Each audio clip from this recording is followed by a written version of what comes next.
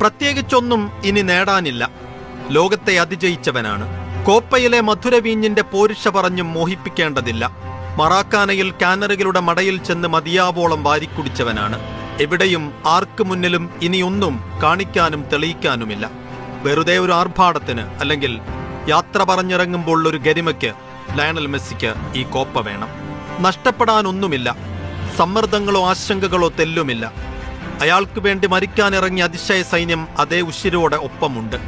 അതിനപ്പുറം കളി അമേരിക്കയിലാണ്. അതിന്റെ മണ്ണും മനസ്സും അയാൾക്കിപ്പോൾ സുപരിചിതവുമാണ്. അറേബ്യയുടെ വിളിക്കുത്തരം നൽകാതെ അമേരിക്കയിലേക്ക് വിമാനം കയറിയതിനുള്ള കാരണങ്ങൾ തേടിയിരുന്നതാണ് കായിക ലോകം. ഈ കോപ്പയും പിന്നാലെ വരുന്ന ലോകകപ്പും നടക്കുന്നത് അമേരിക്കയിലാണ്. എല്ലാം കണക്കുകൂട്ടിയാണ് അയാൾ ആ മണ്ണിൽ കാലുകുത്തിയതെങ്കിൽ ലയോണൽ മെസ്സിയുടെ ദാഹവും വീര്യവും മോഹവും അടങ്ങിയിട്ടില്ലെന്ന്